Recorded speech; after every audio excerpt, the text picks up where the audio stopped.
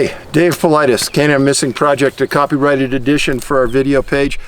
And we're back at Glacier National Park in an iconically gorgeous area. Got a meadow back here, there's a lake, there's some awesome fishing, and you've got those mountains back there that are quickly losing their snow. Enjoy it. And we're in a turnoff off of kind of a major highway. But off of here, there's no traffic right now. It's unreal. It's before Memorial Day, so gorgeous. So a couple things. I think every time I do a video, I'm going to have to say, don't buy on Amazon. Don't buy on eBay. Don't buy on Etsy. Don't buy anywhere online other than our website. And unfortunately, I keep getting emails from people saying that they didn't know when they bought on eBay, Amazon, whatever, and they paid $50, $75 for a book. So, sorry, but we don't sell there. The other thing is, I got a long email today from an individual that's been following me for a long time. Went up to Alaska, and whoa, that's what you got. A little bit of wind here today, and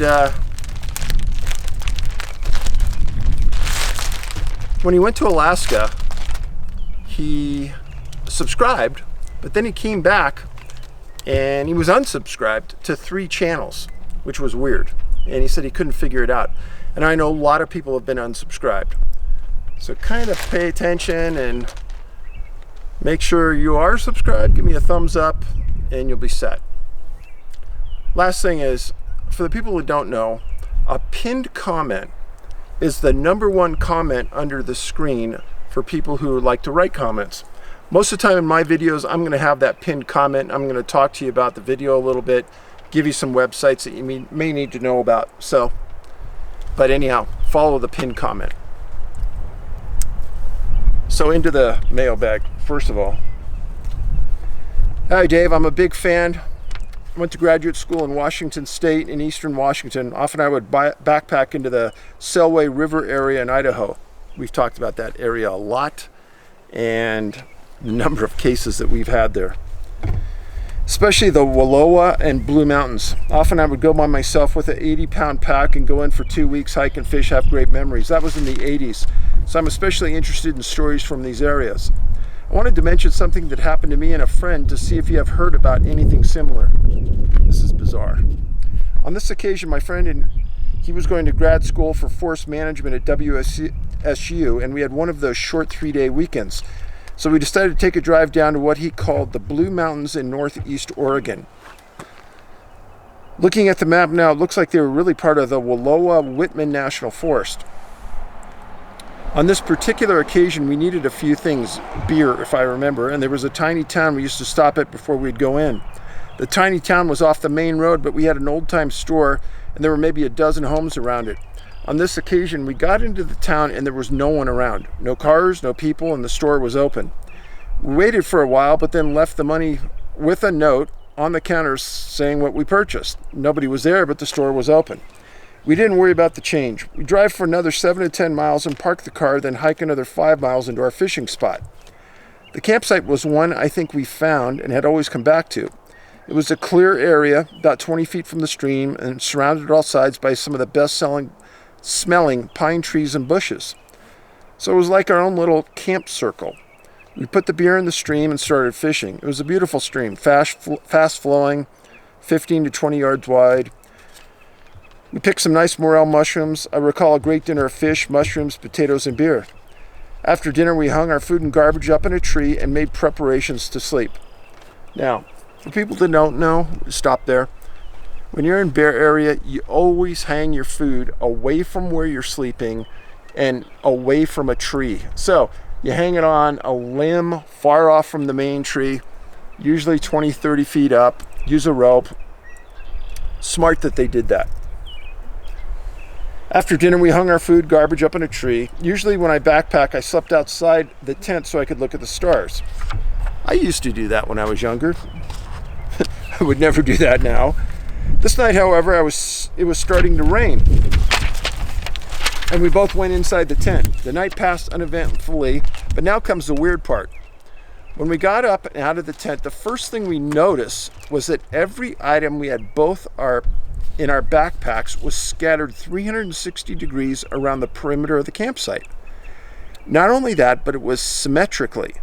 What I mean by that was the items were balanced around the circle to an even 4-foot height in some bushes. Backpacks at 12 and 6, underwear at 1 and 7, the same height, hooked on bushes.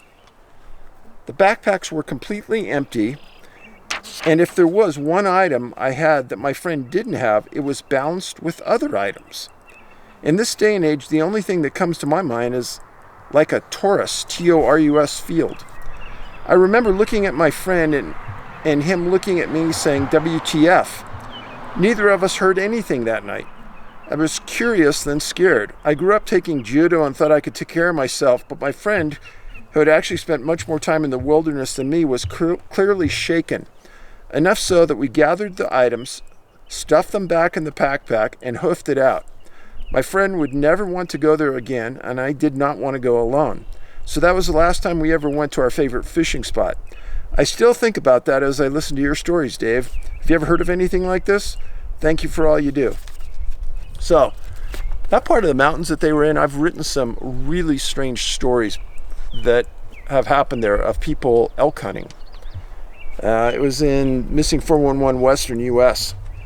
And in our movie Missing 411, there was a boy who disappeared and was found 9 miles away during the middle of the night. And we filmed it pretty close to those mountains. So there's a lot of strange things that go on. Anything similar to that, I've never heard of anything close to that. And when you think it was symmetrical, something had time to do it and didn't wake you up. I think I would have left too. Next letter. Dave, I'm a fan of your work and have 4 of your books. I have training as a forensic scientist, and these missing people cases really give my mind a workout. My dad is 73 years old, a bow hunter, and hunts alone. That's a bad combination. He won't carry a locator beacon and rarely a cell phone into the woods. I have hunted with him and lent him your book on the Western U.S. He was in bed at night, and after reading only a few pages of your book, he told me that he got out of bed, locked the front door and the window, pulled the blinds, and put his gun by his bed. We laughed about it, but I do hope it inspires him to use precautions. I know you are busy, and I said to write only 2 short paragraphs, so if you read this, I understand. However, if you don't, thank you. Your message on Twitter about Ben's passing and your subsequent video about him, well, it saved my life. I know you have heard the same thing from others, but it's true. I was contemplating suicide to escape my own mental health struggles. COVID really didn't affect me as I am not that social anyway. However, depression did hit me hard as a result of med changes. I was closer to suicide than ever before, and then it happened. Reading about your tragedy snapped me out of my melancholy. I saw how much you were suffering, and I couldn't do that to my parents. Thank you. You know, I just can't impress on you enough how a death of a child could affect a parent. It's just destructive. So if some of you have watched that video and it's changed your path, I'm happy.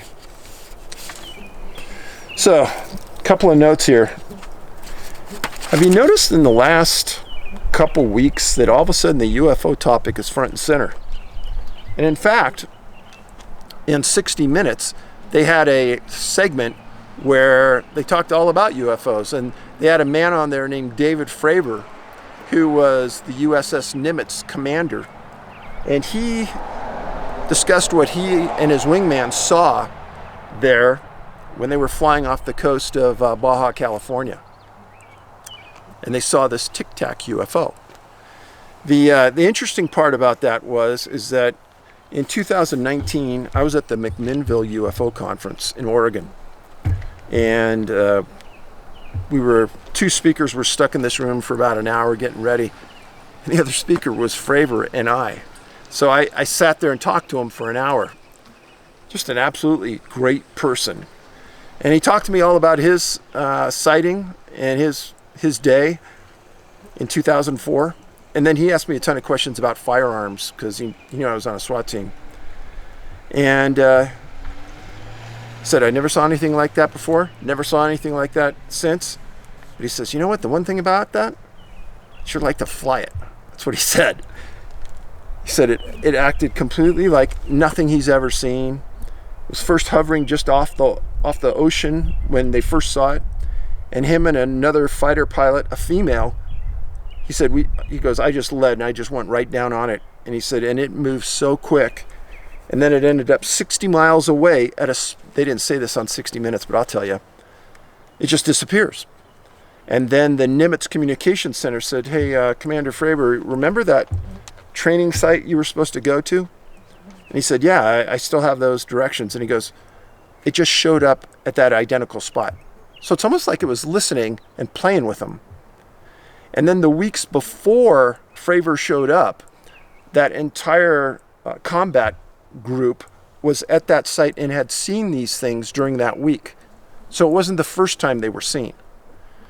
And then the pilots talked about seeing it on the East Coast as well, off the Carolinas. And Fravor told me that after he came out and came public, other pilots came out on the East Coast and said that they'd seen him there as well. So this disclosure is really interesting. A lot of people comment about Skinwalker Ranch. I'm going to comment about a couple things.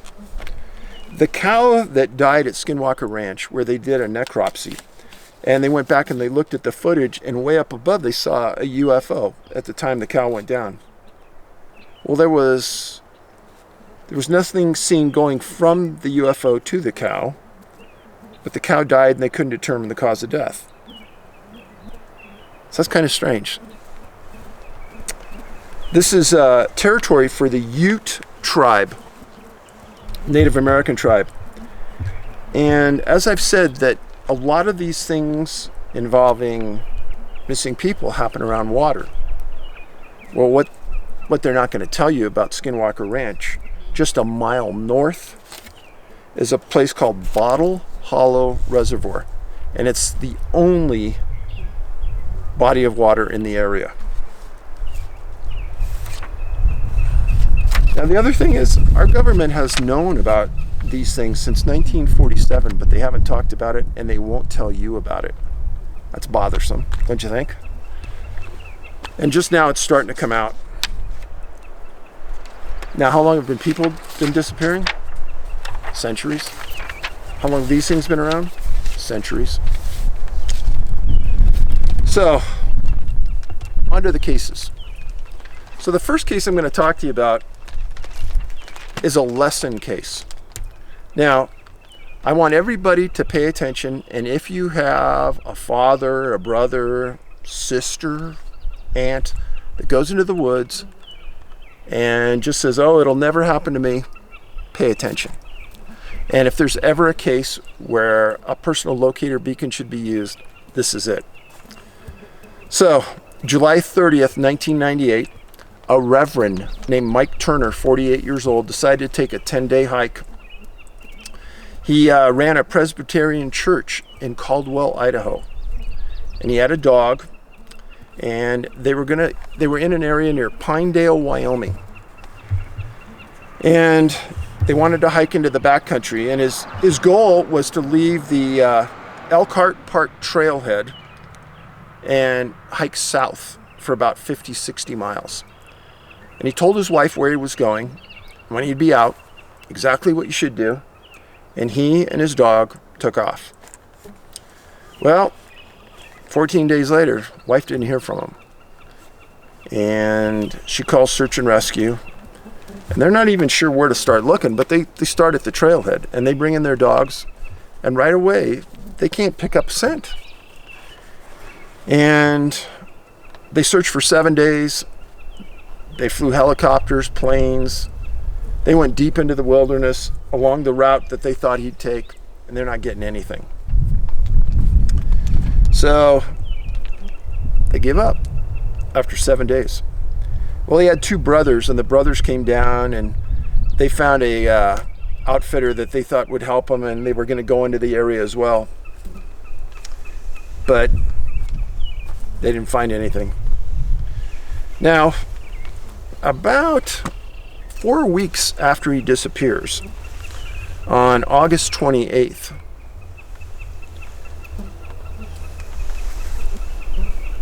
there's a hiker way in the backcountry, directly east of where Reverend Turner went in. About 17 miles away, they guessed. And he's going through a boulder field, and he finds a body. Well, it took him a couple 3 days to get in, so he comes out, and on August 31st, he notifies search and rescue, and they fly a path in there, and they find Reverend Turner.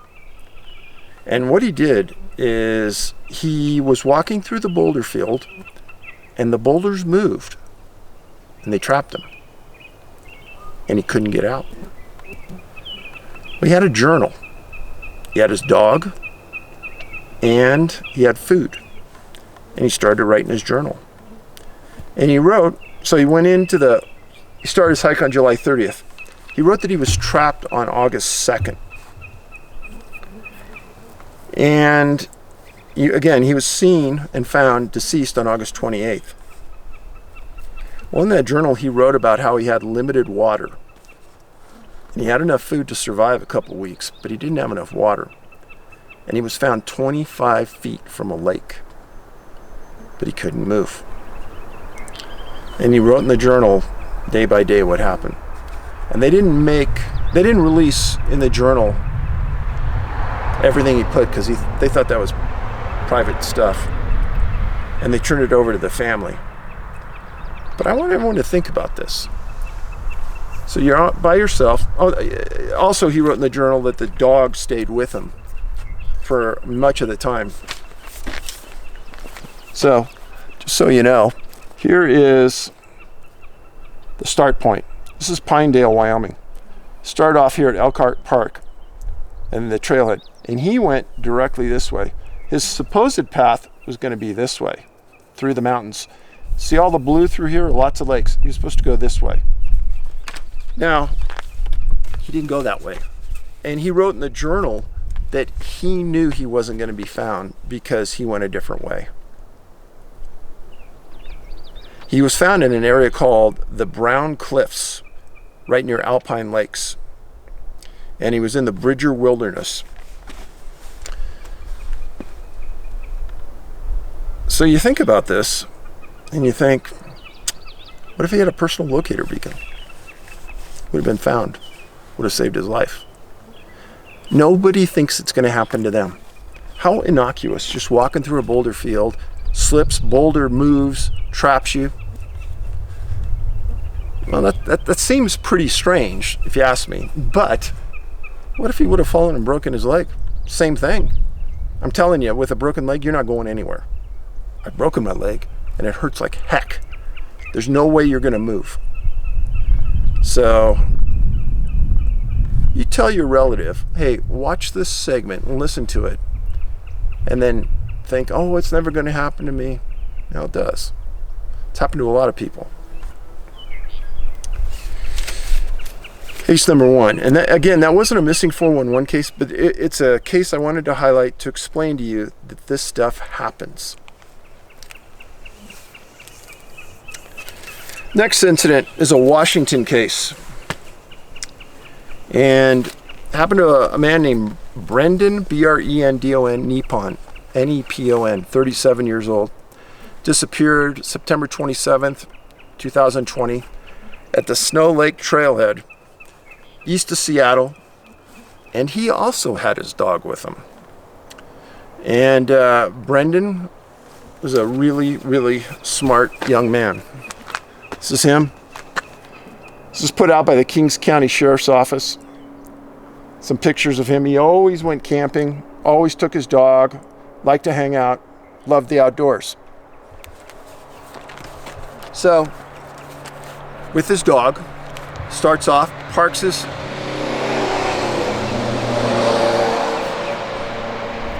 car at the Alpenthal ski area. Like I said, he was smart. He went to the University of Arizona. He was raised in Woodinville, just outside of Seattle. And he told his mom on this day that he went hiking that where he was going and when he was coming out. Smart. He was a commercial insurance specialist, and he had worked in commercial insurance for a long time, 10 years. He worked at this specific job for 5 years. Real stable person. Liked to go cruising. He had a Facebook site. Social guy. So he doesn't show up. Mom waits like most people would, but you don't. Waited till the next day. Calls search and rescue. They organize and they start going and looking. Now, where is this? So, this is Seattle over here. This is Highway 90. It's a big roadway going east-west from Seattle up through Snoqualmie Pass. This is Alpenthal area and the trail. Now, this is a ski resort and the trailhead. Now, originally they thought he was going to Snow Lake. Then they found out he was going to Gem Lake. He'd been seen in the parking lot here. It's not a real treacherous hike. Absolutely gorgeous locations. So, search and rescue gets there. Originally, they think maybe Gem Lake or Snow Lake. It's 7.2 miles round trip to Snow Lake. Sita was his dog, and he had rescued that dog, and they were tight. And in the previous case, in Reverend Mike Turner's case, his dog was found by hikers 17 days after he disappeared, probably at about the time he died. The dog left. 99% of the time, the dogs are found alive. In Brendon's case, search and rescue knew that the dog was with him, but where's the dog? And they weren't finding it. So 366 search and rescue members converge on Alpenthal Ski Resort, and they start using drones to check crevasses, and they're not finding anything. There's tons of water in this area. He was with his dog. The canines they brought didn't pick up a scent, and there's tons of granite. So that happened on September 27th, 2020. And it's now been, well, let's see, almost 8 months. Nobody's found anything. And the dog was never found. Unusual. So what you're hearing out there is loons. It's a breeding area for them. And when I came out here and scouted this the other day, I heard them. Hopefully we'll hear some more. Next case, also in Washington. And let me remind you of something. Logan Scheindelman, who I did a report on in my previous video, there's Tumwater. This was where Logan's vehicle was found, and his car was found going south with nobody in the car, hitting the center divider. So remember this. Remember I talked to you about it. This next case, again, Tumwater, Olympia. This is where Logan's car was found down in here. This is the roadway he was driving. This case started out of Vesta and then ended up near Oakville. The water's about 10 miles. The ocean's about 10 miles this way. Very close to where Logan disappeared. So, the person's name we're talking about is Archer Johnson, 42 years old, disappeared April 1st, 1986. He had a wife and a month-old daughter. Now, a lot of you would say, oh, April 1st. Sounds like a pretty funny April Fool's joke. Initially, I think some people thought that. It didn't happen that way. So early on April 1st, he met his brother named Earl, and they were going to go out and cut some firewood along Brooklyn Road. Remember a couple of videos ago, I talked to you a lot about people cutting firewood. Pay attention to that. Well, they finished, and they drove to Earl's house. And Earl was Archer's brother. He lived in Vista. And they all arrived back at the house, and Archer went with Earl's wife to feed some cows and do some stuff. And then Archer came to Earl and said, hey, could I borrow $50 for a couple days? I just need it. Well, Earl said he didn't have it and they'd have to go into Oakville and get it. And he said, no problem. Well, Archer left Earl's house and said, hey, I'll leave now and I'll meet you there in town. He left and it was 11:40 a.m. and he was going along Brooklyn Road. Well, 10 to 15 minutes later, Earl took off, went the same direction, and he was with his wife, and they found Archer's truck pulled off to the side of the road, doors open, keys in the ignition, and before Archer left, that was Archer. Before Archer left, Earl had given him a couple beers for the ride. And one of the beers was laying on the seat, and one of them was standing up on the edge of the seat, front passenger seat. Like you were driving along, you stopped, you just put the drink down, you got out. So the truck was there, and they thought, well, maybe he's out just checking for more firewood or something in the area. They honked the horn, yelled for him, nobody answered. So they got back in, and they took off, and they went into Oakville. They got the money, and then they went by Archer's house, and they left the money in a fence at the front gate. Well, then they drove around a little bit, and they went back to his house, and the money was still there in the fence. So they thought, that's not right. So they took the money out, they drove back to see if the truck was still there, and it was. So what happened was they started looking around, got out, drove around, nothing. So they reported Archer missing at 7:30 that night. Told the wife, and huge search. And during the search, they find nothing. They did bring in a bloodhound, and about a quarter of a mile down the road, they found a bandana that they thought was Archer's. And the bloodhound handler said that there was no scent trail around the car. There was some slightly down the road near the bandana. That was about it. Very slight scent. There was a lot of theories about what happened with this case. Some people said, and I found a couple old articles about it, said that he got stumped. What is that? I hadn't heard of it, and I had to look it up. Stumped is when a logger downs a tree and falls over, and the stump comes out of the ground. Then you bury the person where the stump is, put the stump and the tree back up, and then you'll never find them. Another person said, well, maybe he got out of his truck and was urinating and he got hit by another car. Well, that was discounted because there was no evidence. There would have been blood on the road, etc., and they didn't find any of that. So it's been 35 years. And his wife and others from the press in the last couple of years filed a Freedom of Information Act request against the sheriff's office for information about this case and release of the reports. Well, in Washington, if it's an active case, open and active, they don't have to release it. And that's what they claimed to the wife and the press people. And I've had this happen to me before too. In fact, the Stacey Harris case is even older than this case from Yosemite, and they say it's open and active, so we can't give you the reports. So in Archer's case, I bet you nobody's looked at that case in 20 years. And they wouldn't give it to the wife because they said it was open and active. My recommendation to the wife and the family, you go back to the sheriff and you tell the sheriff, if you won't release it, at least let me read it, what you guys have and the details. Let me sit and read the report. They should allow you to do that.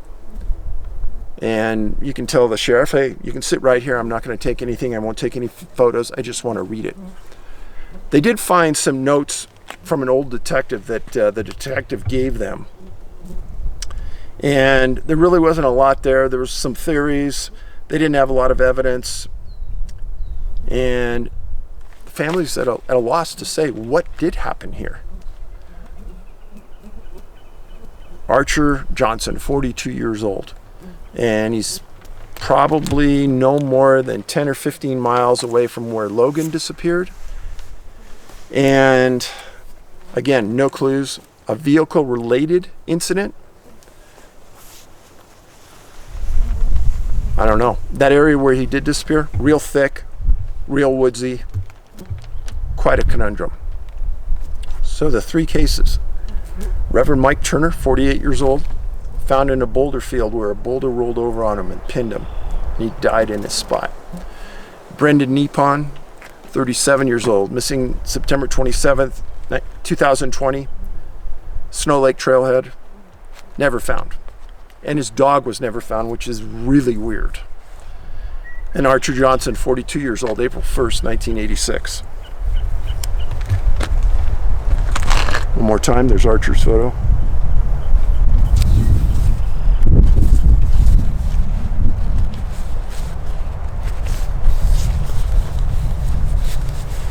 So folks, I can't implore on you enough.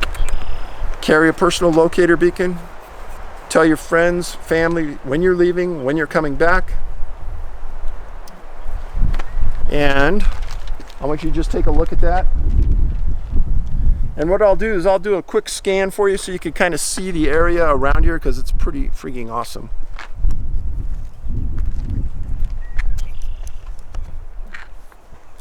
So this is the area to the south. And I'm just getting inundated with mosquitoes. But there's the mountains out there. I really was hoping that I'd show up here and there'd be some elk out here in the meadow for you to see. But there's not. That's it. So thanks for joining me.